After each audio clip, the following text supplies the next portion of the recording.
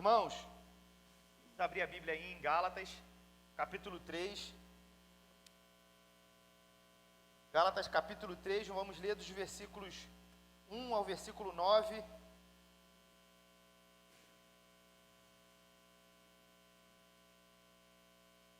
Quem achou, diga amém. Vamos lá, diz assim, ó.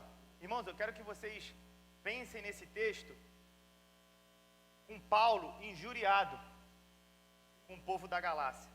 Paulo, ele já tinha falado do verdadeiro evangelho, ele mesmo tinha pregado o evangelho para os Gálatas. E aqui, nessa passagem aqui, Paulo não está falando de uma forma branda.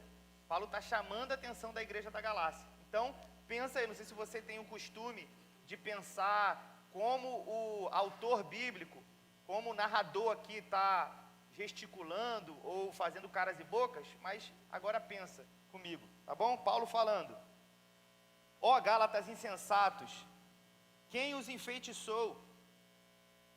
Não foi diante dos seus olhos que Jesus Cristo foi exposto como crucificado? Gostaria de saber apenas uma coisa: foi pela prática da lei que vocês receberam o Espírito ou pela fé naquilo que ouviram? Será que vocês são tão insensatos que, tendo começado pelo Espírito, querem agora se aperfeiçoar pelo esforço próprio? Será que foi inútil sofrerem tantas coisas? Se é que foi inútil, aquele que lhes dá o seu Espírito e opera milagre entre vocês, realiza essas coisas pela prática da lei ou pela fé com qual receberam a palavra? Considerem o exemplo de Abraão. Ele creu em Deus e isso lhe foi acreditado como justiça. Estejam certos, portanto, de que os que são da fé, estes é que são filhos de Abraão, prevendo as Escrituras que Deus justificaria os gentios pela fé. Anunciou primeiro as boas novas a Abraão: por meio de você, todas as nações serão abençoadas. Assim, os que são da fé são abençoados junto com Abraão. Irmãos, eu coloquei o título desse texto como "O seu ouvido está limpo?" É uma pergunta. O seu ouvido está limpo? Eu ia pedir para você perguntar para o seu irmão aí, mas pode soar um pouco antiético, um pouco anti-higiênico, né? Mas aí pergunta para ele assim, ó, o seu ouvido espiritual. Pode perguntar para o irmão do seu lado aí, o seu ouvido espiritual está limpo? Sei que você olhou aí para o ouvido do seu companheiro aí do lado, mas o seu ouvido espiritual está limpo? Essa é uma pergunta que surgiu com o estudo desse texto e que faz muito sentido quando a gente compreender todo o contexto aqui que a gente já vem estudando aos Gálatas, mas o contexto que está aqui no início do capítulo 3. Seu ouvido espiritual está limpo? Irmãos, quando o ouvido, quero começar com essa frase: quando o ouvido é corrompido, a fé enfraquece. Se seu ouvido não estiver limpo, a sua fé vai fraquejar, você vai fraquejar na fé. A igreja da Galácia, ela estava sendo influenciada por judaizantes. Quem era o judaizante, como a gente já aprendeu aqui? Eram os judeus que não haviam se convertido de fato ao cristianismo. E eles diziam assim, ó, crer em Jesus é bom, crer em Jesus é legal, mas não é suficiente. Para você realmente ser salvo, você precisa guardar a lei de Moisés. Não era uma opção, para o judeu judaizante não era uma opção guardar a lei de Moisés e não guardar, ser circuncidado ou não circuncidar. Era uma obrigação. Para você ter um relacionamento vivo, genuíno com Deus, você precisa guardar a lei de Moisés e ser circuncidado.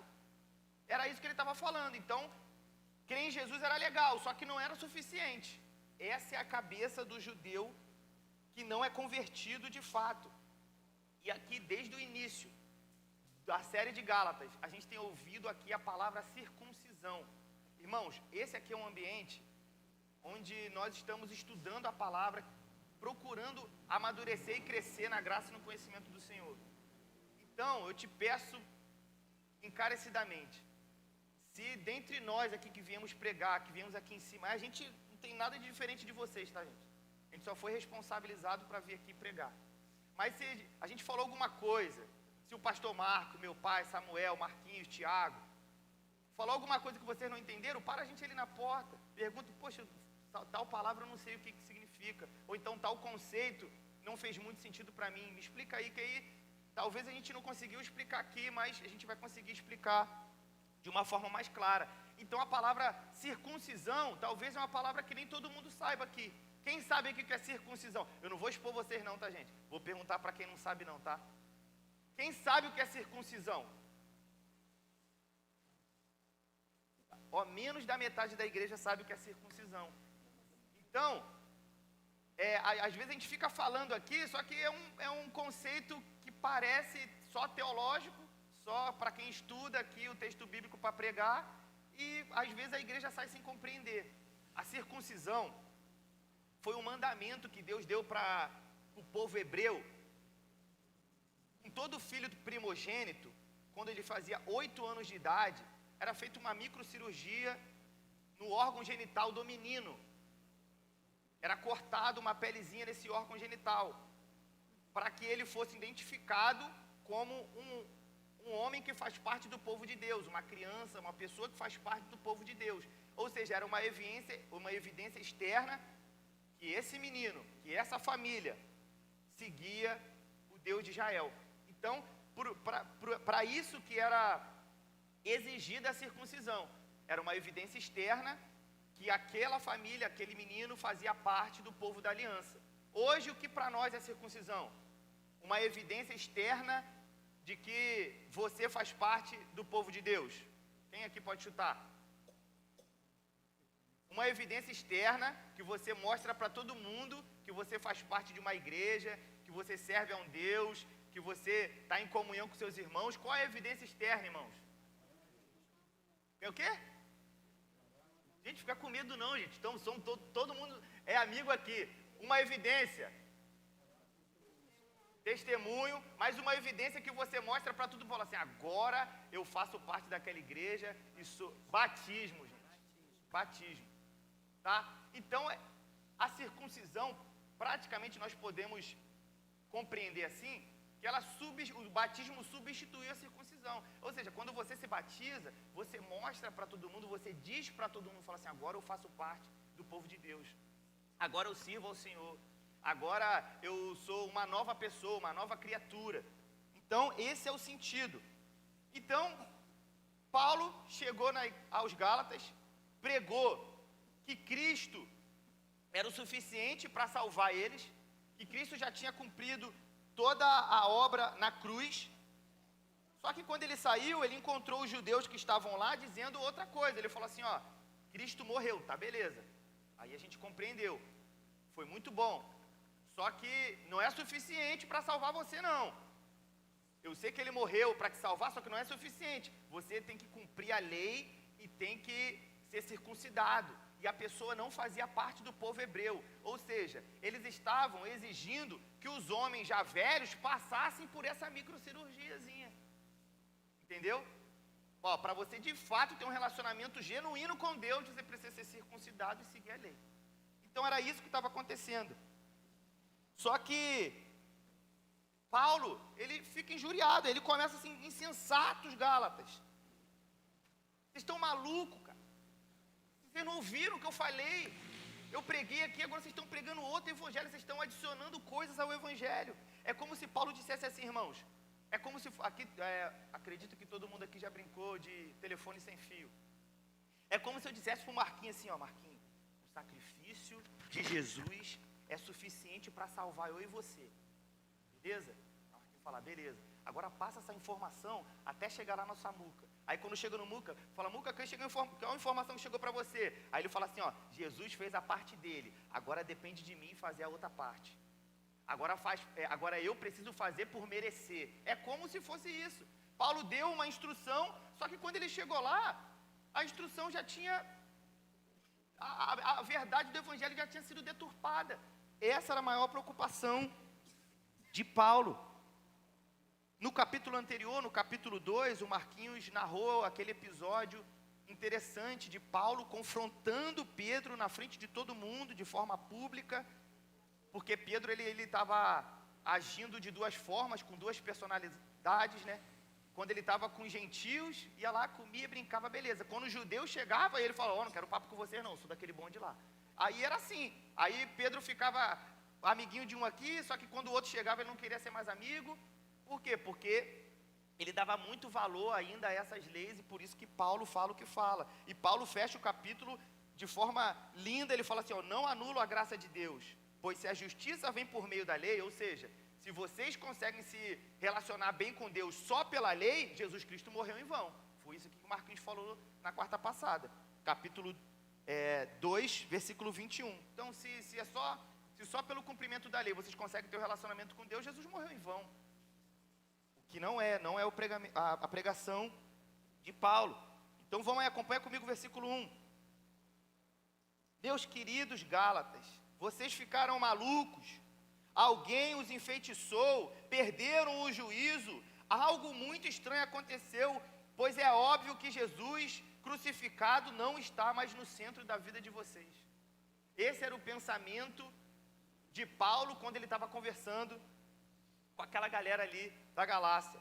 A palavra aqui, fascinar, quando ele pergunta assim, vocês ficaram, alguém os enfeitiçou, alguém os fascinou, a palavra aqui é baskaino no grego, e ela quer dizer enfeitiçar, enganar os olhos, enganar os ouvidos. Paulo está dizendo, vocês estão sob um encantamento, vocês estão sob uma influência espiritual, e vocês estão enganados, vocês estão fascinados, vocês estão malucos.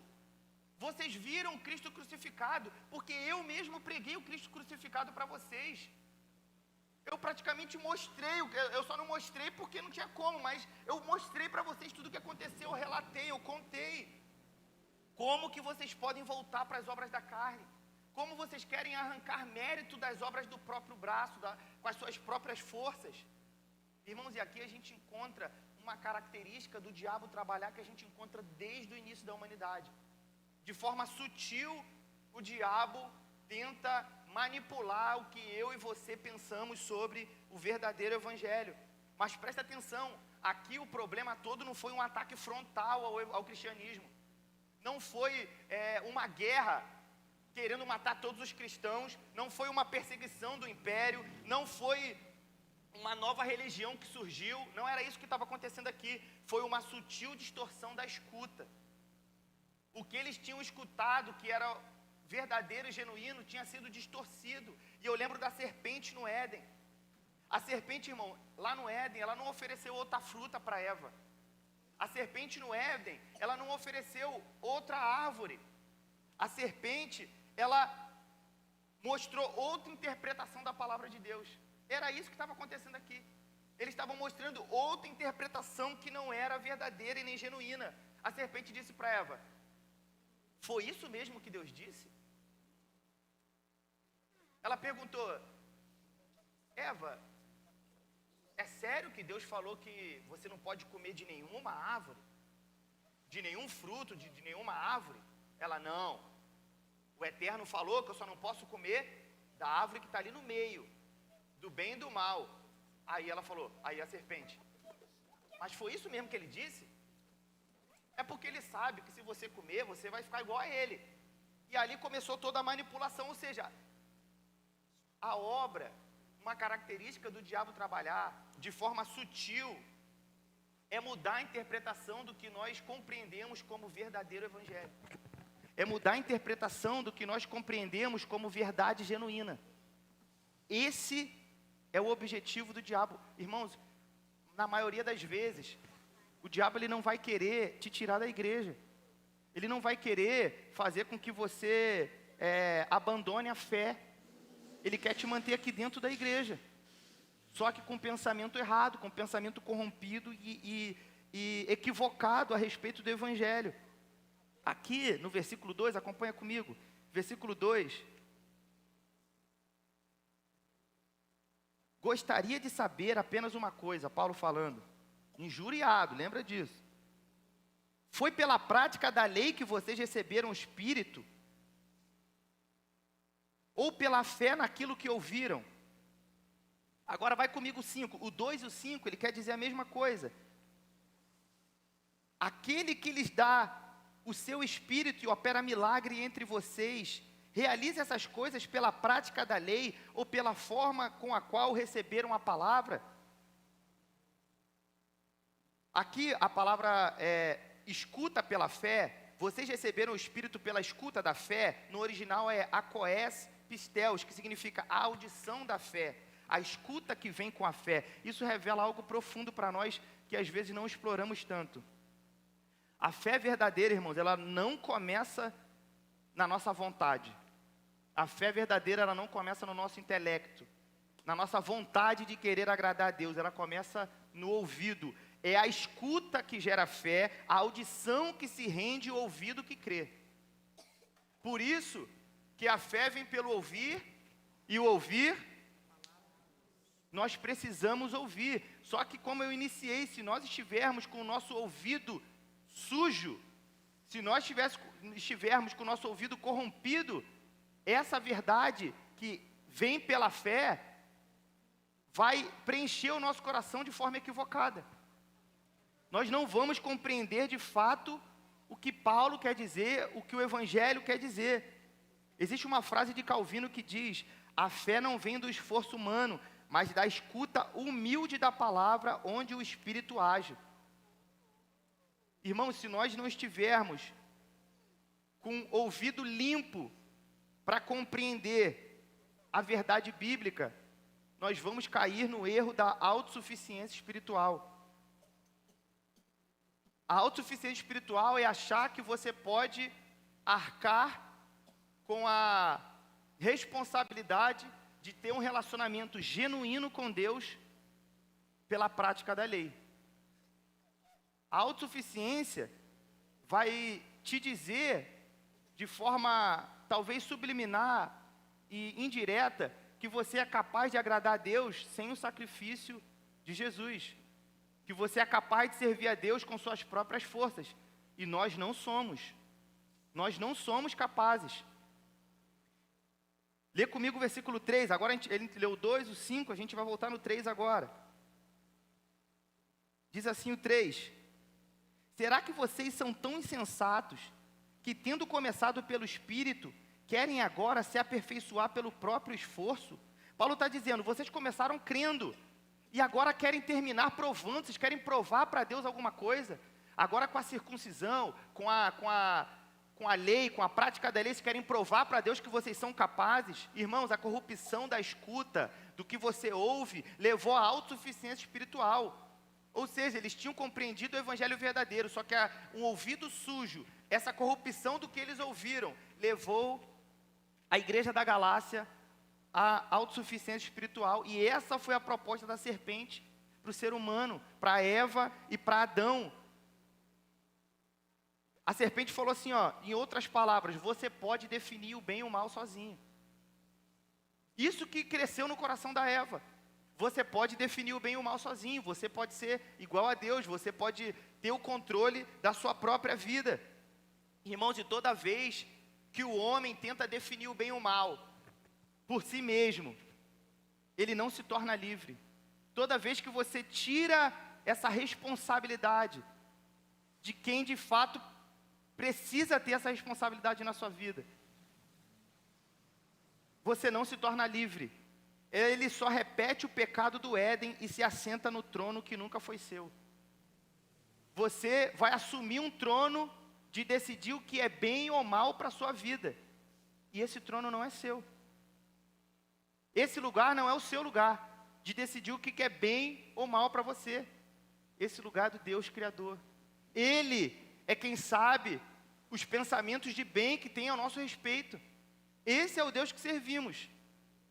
Irmãos, toda vez que o ser humano tenta ser senhor da sua alma e capitão do seu destino,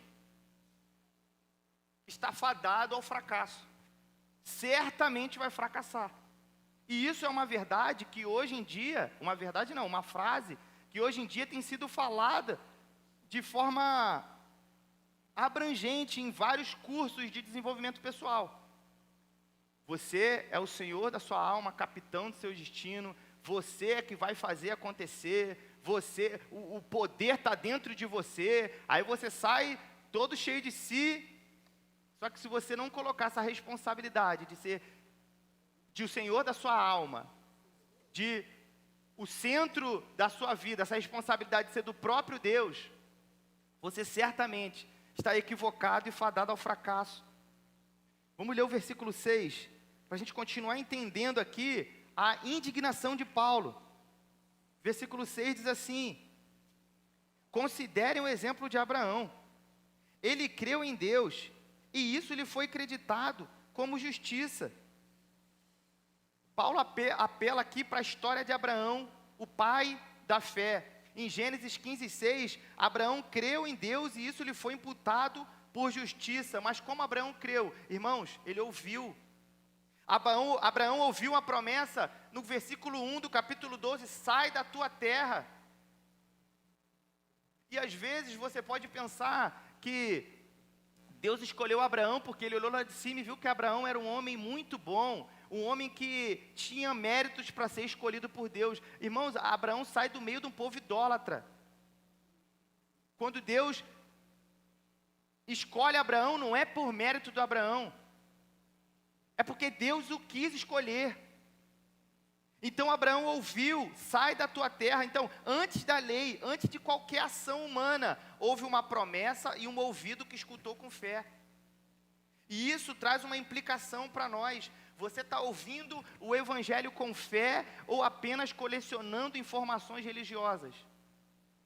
Você está ouvindo o evangelho com fé ou você apenas frequenta a igreja ou acha que frequentar a igreja é o caminho certo para você? Irmãos, você frequenta o Quarta Viva, domingo de manhã, domingo à noite, intercessão, para que Deus veja o seu esforço, veja que, nossa, que bonito, ele saiu de casa num frio desse. Você vem para cá para que Deus veja o seu esforço, ou você vem porque ouvir a voz de Deus é o que mais importa para você? Por que você vem para cá? Por que você vem de manhã? Por que você vai no grupo caseiro? Por que você faz o que faz para Deus? É para Deus olhar para você, nossa, ele está se esforçando muito, eu vou abençoá-lo. Por que você faz o que faz? Por que você aceita a responsabilidade na igreja? Por que você faz um devocional de manhã? Por que você lê a Bíblia? Por que você ora? É para que Deus olhe lá de cima e fale assim, nossa, ele está lendo a Bíblia, ele está orando, eu vou abençoar ele. Irmãos, se todo esse nosso movimento for para querer aparecer para Deus, para que Deus te ame mais, para que Deus te abençoe mais, você está equivocado. Todo esse movimento tem que ser fruto de uma conversão genuína. Todo esse movimento, todas essas ações têm que ser fruto de uma escuta genuína. Resultado de que você aprendeu o verdadeiro evangelho e sabe que com as suas próprias forças você não é capaz de agradar a Deus. Nós estávamos perdidos no lamaçal do pecado, afundados, atolados na lama, sem a possibilidade de sairmos, mortos. Mas aqui Paulo está falando de um Deus que rasga o céu para ir até o encontro do pecador, para salvar o pecador. Irmãos, e aqui a gente se depara com um pecado original. O primeiro pecado foi substituir a voz de Deus por outra fonte de sentido. O pecado original que aconteceu lá no Jardim do Éden foi um pecado de substituir a voz de Deus com que eles tinham contato diário, para algo que talvez no coração deles fizesse mais sentido. Eva achou que ter o conhecimento do bem e do mal faria mais sentido para ela. Os Gálatas acharam que ter essa responsabilidade de agradar a Deus com a força do próprio braço fazia mais sentido para eles. Só que essa não é a verdade do Evangelho. O diabo nunca quis fazer você um ateu. Ele só quis roubar a sua escuta. O diabo só quer roubar a sua escuta. A forma como você escuta o Evangelho, como você absorve a verdade do Evangelho. Irmãos, quando o ouvido perde a fé, o coração constrói ídolos com forma de obediência. Quando o nosso ouvido está sujo e ele perde a fé, nós colocamos na nossa obediência de algumas regras e leis e criamos ídolos com isso. Achamos que somos capazes, achamos que somos autossuficientes para ter um relacionamento com Deus. Isso era o que Paulo estava mais, falar igual minha avó falava, está mais tiririca. Porque ele ficou indignado, percebendo que diante do evangelho que ele tinha pregado, a igreja da Galácia voltou atrás e começou a praticar as obras da lei para que fossem aceitos. Irmãos, e o problema dos Gálatas é o nosso problema.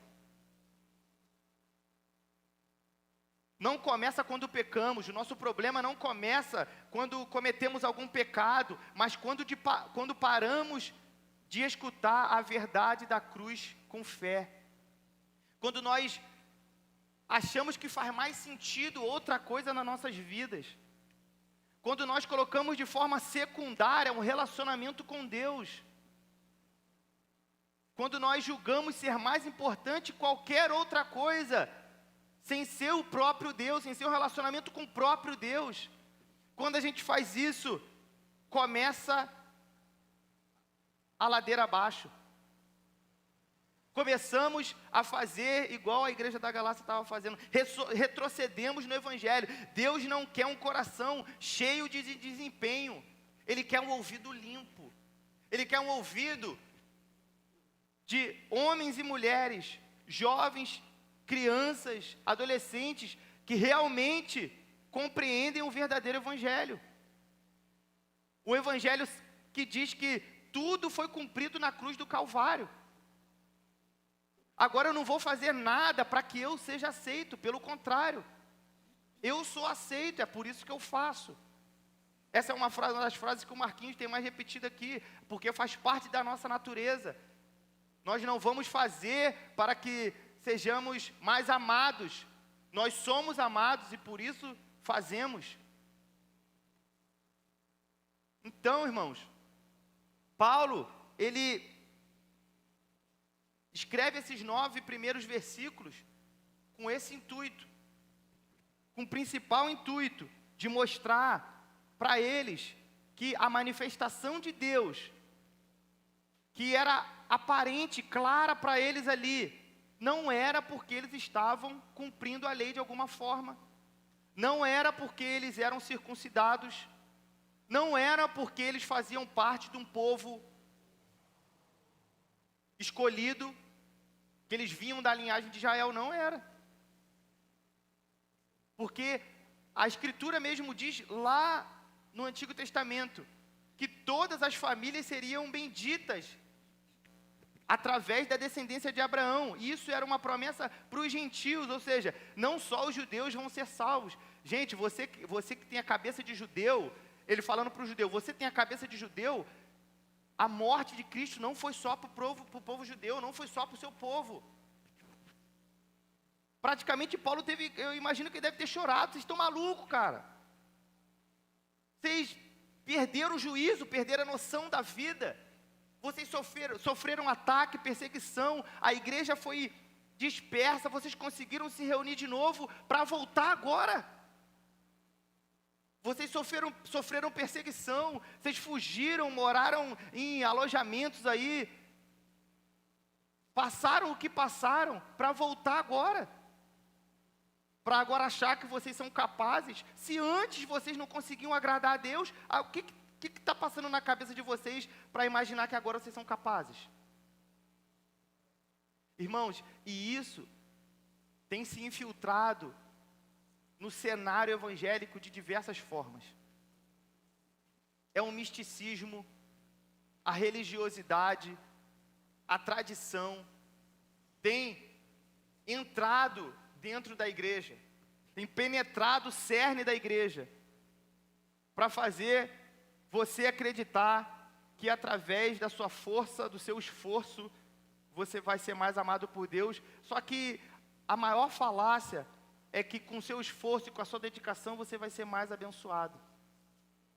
Não sei se vocês já perceberam, se se depararam com algum tipo de evangelho assim, de forma tão próxima, ou conhecem alguém que faz parte de uma igreja que prega esse tipo de evangelho, ou realmente frequentaram alguma igreja assim.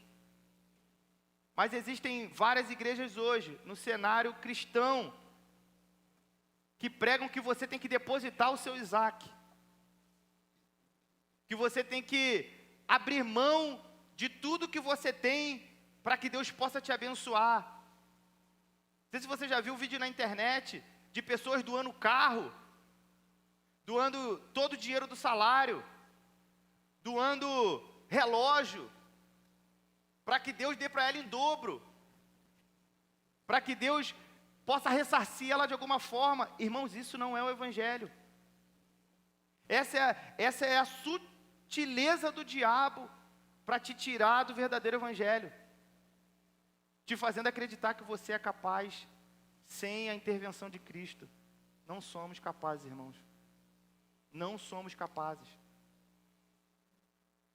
Então, o início do capítulo 3 tem esse objetivo, de mostrar para mim e para você que nós precisamos ter um ouvido limpo diante das verdades que têm sido apresentadas para nós.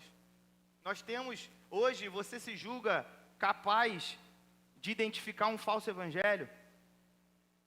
A pergunta que eu te faço é que se hoje você se julga capaz de identificar um falso evangelho. Eu tive a oportunidade de conversar com uma jovem aqui da igreja, que ela seguia um pastor que ele é estourado na internet.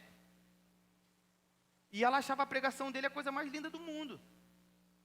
Falava muito bem, milhões de seguidores, só que não conseguia enxergar a sutileza da corrupção do evangelho na mensagem.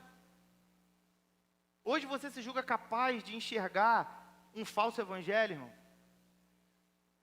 Você se julga capaz de perceber quando o evangelho tem sido deturpado, quando está corrompido, ou quando está enaltecendo mais o homem do que o próprio Deus? Você se julga capaz disso?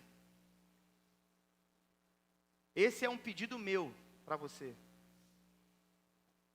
Pare e preste atenção nas mensagens que você tem ouvido fora daqui. Não estou falando aqui que nós somos os melhores.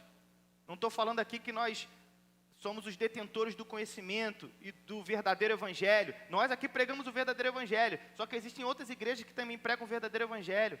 Só que existem outras igrejas que não pregam o verdadeiro evangelho. Eu quero saber se você é capaz de compreender o que é o verdadeiro evangelho e o que não é. Porque senão nós vamos cair no mesmo erro da igreja dos Gálatas. Vamos cair no mesmo erro. Existem músicas que mais abordam a vitória do ser humano do que enaltecer e engrandecer o nome de Deus. Existem pregações que vai enaltecer o ser humano, mas vão deixar Deus de lado. E o que eu vejo de cristãos compartilhando mensagens desse tipo, irmão, não está escrito, não está no gibi. De pregadores que, irmãos, é complicado, porque a Bíblia ainda diz assim, né, que quando vier o anticristo, ele enganará até os cristãos. E se isso não for preocupante para nós, para mim é preocupante. Porque às vezes na minha cabeça, nos meus estudos, na minha forma de pensar, eu sou completamente capaz de identificar um falso evangelho, um falso profeta, na minha cabeça. Mas e quando chegar a hora? E quando o falso profeta, o anticristo vier atuante, será que nós estaremos aptos para perceber isso? Será que realmente o nosso ouvido vai estar limpo para perceber quando algo sujo vem para nós? Quando nos deparamos assim com algo que é realmente corrompido, será que nós teremos a capacidade de identificar isso? Essa é a preocupação de Paulo com a igreja de Gálatas. E ele nos capítulos a seguir, como nos capítulos anteriores, eles vão abordar outros temas. Paulo vai abordar outros temas. Os versículos vão falar sobre outras peculiaridades do Evangelho. Só que com o mesmo cerne, com o mesmo objetivo. Nós não somos capazes de agradar a Deus sem passar por Cristo, sem o intermédio do próprio Cristo. Ele é a razão das nossas vidas, irmãos. Ele é a razão das nossas vidas. É por Ele que vivemos. É por Ele que existimos. Todas as coisas estão subjugadas ao seu poder. Esse é o Jesus Cristo, a estrela da manhã, a raiz de Davi.